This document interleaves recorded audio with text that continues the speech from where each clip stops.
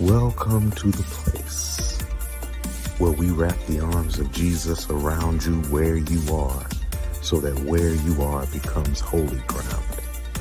The place, transforming your place into the place. Good morning, good afternoon, and welcome to our lunch break cyber Bible study, right? We're so excited to have you on, and we just want to take a minute. If you could just share what you're eating for lunch, right? Share what you're eating for lunch. And after that, if you can share where you're watching us from, just put it in the comments. What are you having for lunch? And where are you watching us from? And take a minute and please like, tag, and share. Like, tag, and share. We are beginning a new lunchtime study called The Mind of God. The Mind of God, where we will be studying some moments of quote unquote moves of God that are written as thinking moments. That are written as thinking moments. So we definitely want to hold on. Eh, Hold on.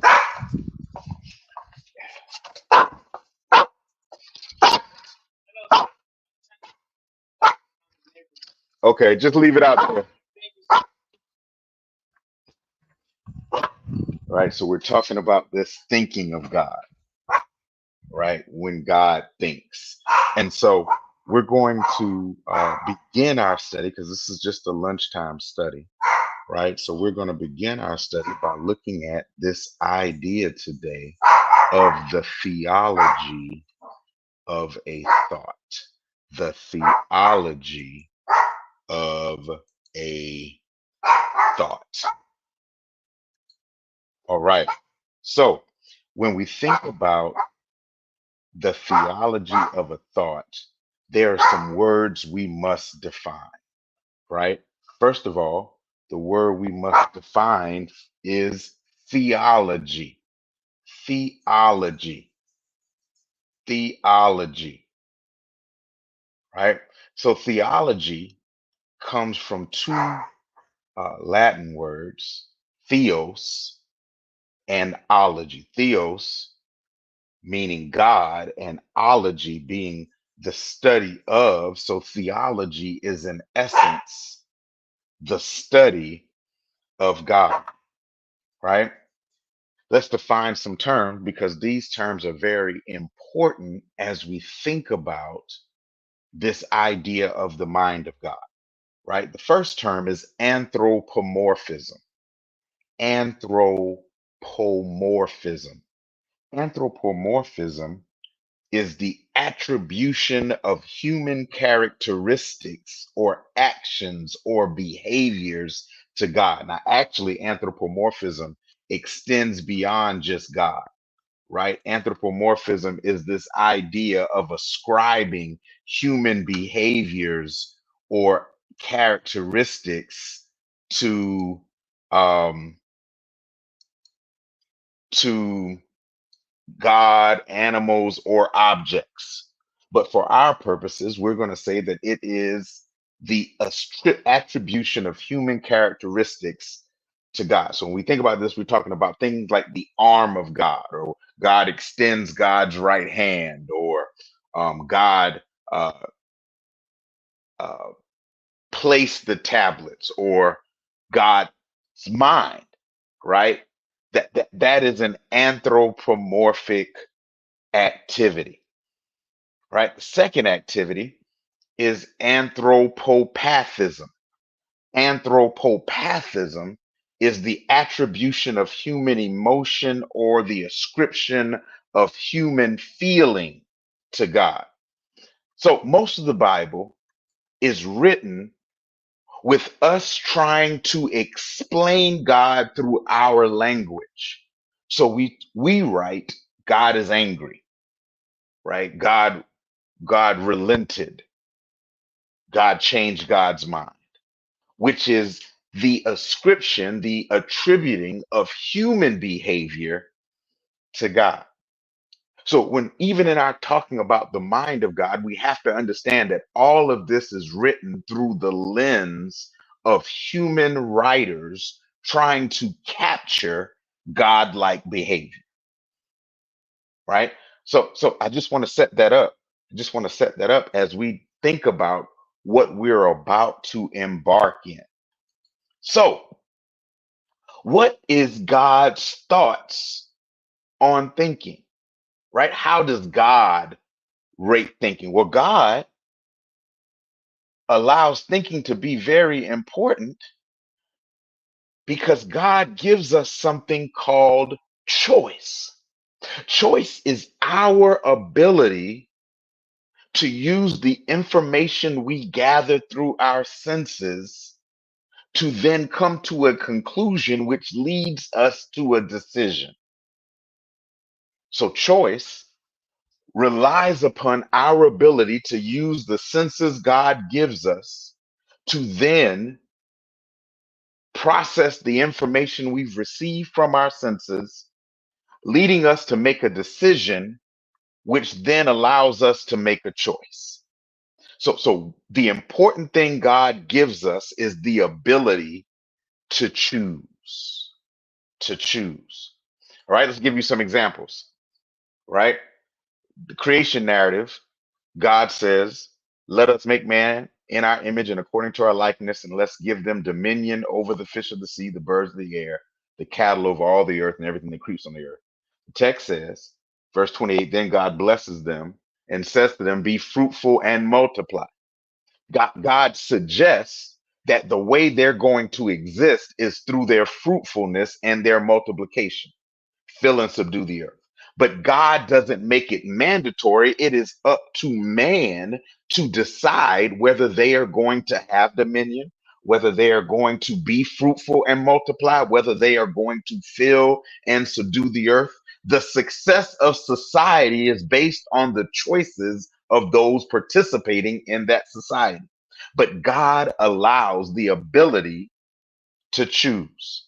All right, don't like that one? Let's look at this one. Deuteronomy 6 and 5.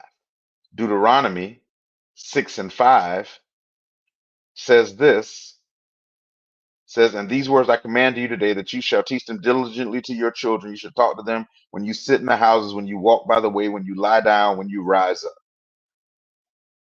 You shall love the Lord your God with all your heart, with all your soul, with all your mind. That's 6 and 5. Repeated in Matthew 22:37. Matthew 22:37, God repeats this, and God says, Jesus says, right? Um, you shall love the Lord your God with all your heart, with all your soul, with all your mind, right? But it is a person's decision making process which leads them to actually perform what has been requested. In other words, it's suggested, it's expected, but it is up to the person to choose to participate in that behavior. It's up to choice. All right, let me give you another one. Give you another one. Job chapter 1, God is talking to Satan. Job chapter 1, verses 8 through 11, right? The Lord said to Satan, have you considered my servant Job? That there is none like him on the earth, a blameless and upright one who fears God and shuns evil. So Satan answered the Lord, saying, does Job fear God for nothing? Have you not made a hedge around him, his household, and all that's around him by every side? You have blessed the work of his hands and his possessions. But now stretch out your hand and touch all that he has, and he will surely curse you to your face. So Satan challenged God on the point that because of God's protection, Job has been faithful.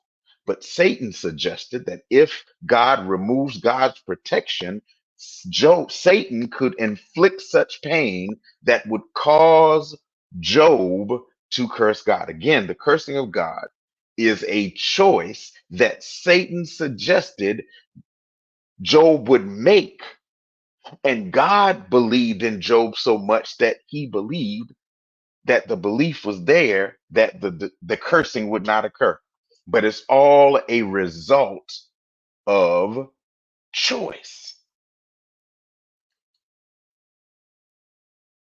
So to make these choices, you have to first analyze the types of thinking. Justin Sebastian suggests there are three types of thinking, one of which is the root of suffering. Three types of thinking. The first type of thinking is insightful. Insightful thinking is used for problem solving, to cast vision, or to make big decisions. That's insightful thinking. The second type of thinking is experiential thinking.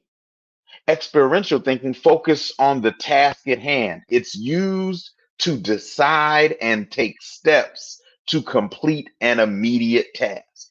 That's experiential thinking. So insightful thinking is used for problem solving, to cast vision, to make big decisions, and experiential thinking is used to decide and take steps to complete an immediate task. But the third type of thinking is incessant thinking. That is mindless chatter, unnecessary thinking, usually attached or attracted to any problem at the moment. Incessant thinking is the idea of negative self-talk, negative shared talk, which does not is not useful in problem solving or task completion, but simply used to enhance the problem instead of the solution. Insightful, experiential, incessant. Now, let's see them in play. You ready? So, we're going to think for the first thoughts from the first thinker. All right, this is focused on Genesis chapter 1, verses 1 through 4. Right? It says, in the beginning, God created the heavens and the earth. The earth was without form and void. Darkness was upon the face of the deep. The Spirit of God was hovering over the face of the waters. Then God said, let there be light. And there was light. God saw the light, that it was good. All right. So, first type we talked about was insightful. So, insightful thinking, the creation event, is an example of insightful thought. God created heaven and the earth. That's vision casting and big idea. What do I mean? God began the process of the creation narrative with the thought to create heaven and earth. It was a big idea, and it was an idea that was vision based. In other words, it wasn't completed, it was steps to it, but the start of it was to begin with this thought that heaven and earth was necessary. Right? Insightful thinking thoughts don't always make sense to those outside of the process. In other words, we will find out that God doesn't have to reveal God's whole plan to have an insightful thought. That God thinks and the rest of it comes to pass because it's vision based. And oftentimes, the problem with those of us who are insightful thinkers is that we sometimes get criticized because the crowd can't fathom the faith of our insightful vision casting statement. In other words, makes no sense to those outside of us until it begins to come to fruition. The challenge with an insightful thinker is that they can't become frustrated and they must find those who are experiential, able to take the vision, add steps to it, and complete the process. All right, here's the next thing about insightful thinking. Insightful thinking thoughts see the end from the beginning. If you look at the creation narrative, which we're going to start doing beginning next week, you realize that everything God did was for the purpose of preparing earth for humankind. At every step. But from the beginning, it just seemed as if it was meaningless steps followed in sequential order because God doesn't think about it. God just speaks it after God speaks the initial command, let there be light. There's no more thought. Why? Because God already knows from the beginning how God wants it to end up. And then insightful thinking may often be viewed as impulsive, but it's simply an initial thought or used to initiate. In other words, in order for there to be plants and animals and sea and land, God had to first think the creation of heaven and earth. That's the initial step. And oftentimes, for those who are not insightful thinkers, they are threatened because insightful often seems to be impulsive because the thinker knows where they're going, even though those who are watching the thoughts unfold may be completely unaware. All right, let's look at the second type, which is experiential. So, experiential thinking may take time to formalize because it's the bridge between inception and intention. So for us, the Spirit of God was hovering, and then God said, let there be light. Right? So that is a thought that comes as a result of the hovering of the Spirit of God. We don't know how long the Spirit hovered, but what we do know is there was some time between the creation of earth and the introduction of light to the earth. And it is in that time that experiential thinking manifests between inception and intention. Whew. Here's the second thing about experiential thinking.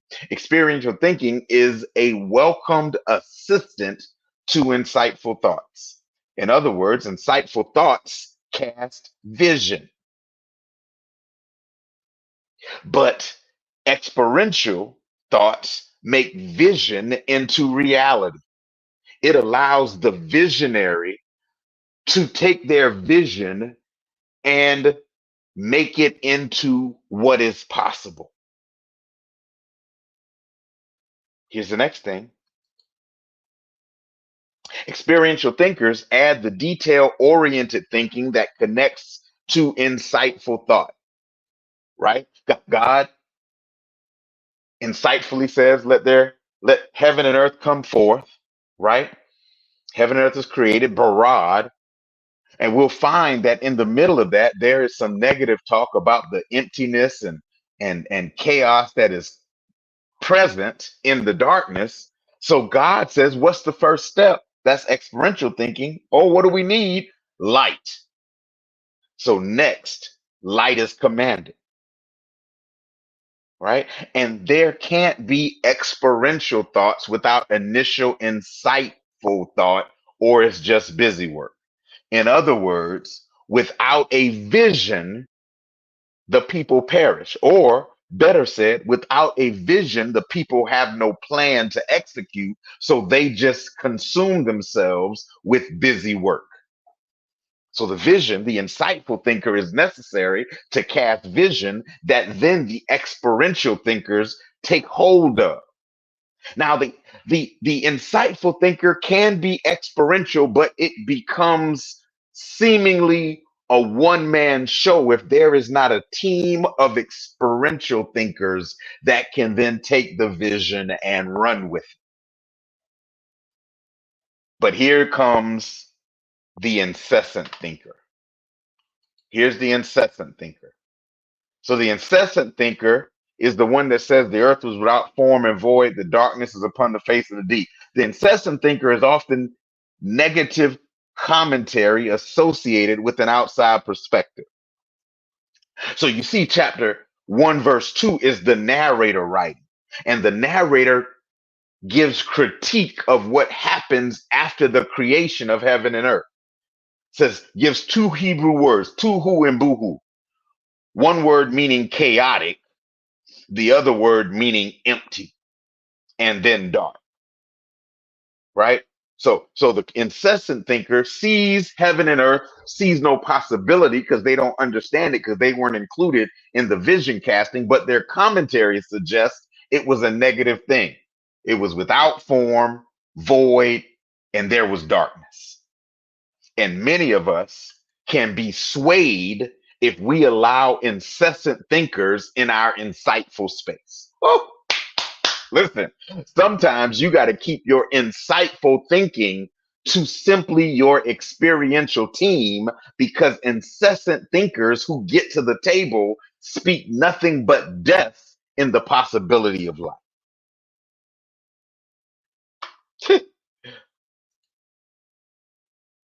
Incessant thinking mumbles about the problem and the plan. The incessant thinker never sees anything beyond the problem. So everything they say is problem focused. And can I push it? They will even be problem focused under the light, or they will be pessimistic under the laughter of playing devil's advocate. But they're not playing devil's advocate. They simply see no possibility in what is presented. So they try to talk you off before you get started. Incessant thinkers often get so preoccupied with the problem that they silence possibilities. Look at this. The narrator says the earth is without form and void. The darkness was on the face of the deep. But the narrator's not hovering. The Spirit of God is hovering. The Spirit of God is thinking about possibility, not the narrator. The narrator is just preoccupied with narrating just how dark and dismal this after creation narrative is. And you got to be careful about the people that come to the table with nothing but negative news, without any word of hope or possibility in the situation. All they're talking about is the negative. All they're speaking of is the negative. Here's the last thing. Incessant thinking is often triggered by emotions, fear, perspective, and pessimism. Look at the language that is used: without form. That means there's no structure, it's chaos. That's scary. And void is emptiness, loneliness. That's emotion, that's scary. And darkness, which often leads incessant thinkers to comment because they are controlled by their emotions, right? Because they've never seen it done. They don't know how it's going to happen. They've never gotten to this place. It frightens them to think of possibility. So they then take their seat in problem. Just a couple final thoughts before we wrap up today.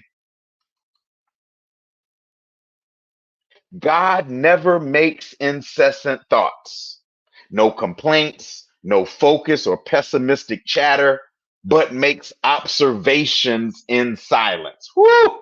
God says the Spirit of God was hovering, taking notes, taking assessments, probably noticed the darkness, but didn't become preoccupied by the darkness because God was thinking about possibilities to conquer the darkness. Woo! Hold on, let me say that again. God saw the darkness, but didn't become preoccupied with the darkness because God was thinking of possibilities to overcome the darkness. Here's the next thing.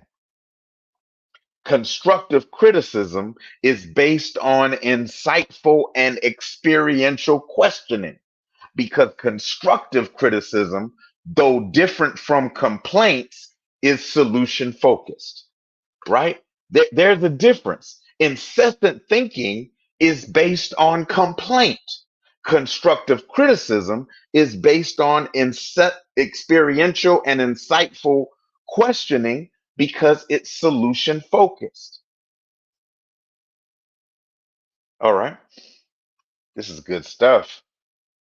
Incessant thinking disrupts both insightful and existential or experiential thoughts because it doesn't see vision, doesn't see possibility, doesn't see necessity, but only see holes and problems with no suggestion of solution.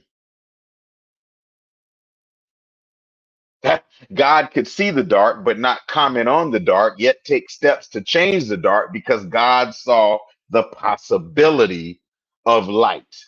See, when you're an insightful thinker, you're not held up or frustrated by potential failure or the formality of problem because you already are thinking of solutions to counter whatever comes your way. You already have a plan. And even though the plan may not have unveiled itself, it's still a plan. We must always see possibility and positivity in the midst of our present pain and problems. That's our insightful and experiential thinking, right? Because seeing the plan through to the promise pleases God, right? It's right there. God said, "Let there be light." There was light, and God saw the light that it was good, right? So in the darkness, Spirit of God hovered, didn't get consumed with the darkness, spoke possibility. The possibility came to pass, and God was pleased. And all I'm trying to tell you, right, is that you have to decide the way you're going to think. Are you going to be an insightful thinker, vision caster? Are you going to be an experiential thinker, one that takes the vision and then constructs steps to achieve the fulfillment and purpose of the vision? Or are you going to simply be incessant, meaning that you say nothing good, think nothing good, and simply figure out ways to poke holes in what has been proposed? Listen, this has been the initial session of the Lunch Break Cyber Bible Study. I'm glad you're on. I pray this has added value to your life. And I want to extend an opportunity for you to connect to the place. If you want to connect to the place, the host of this Bible study, then simply text the word the place to 84576. Text the word the place to 84576. The place is all one word, and the purpose of the place is to wrap the arms of Jesus around you where you are so that where you are becomes holy ground. We seek to transform any place, even your place, into the place. So, again, to connect to the place, text the place, all one word, to 84576.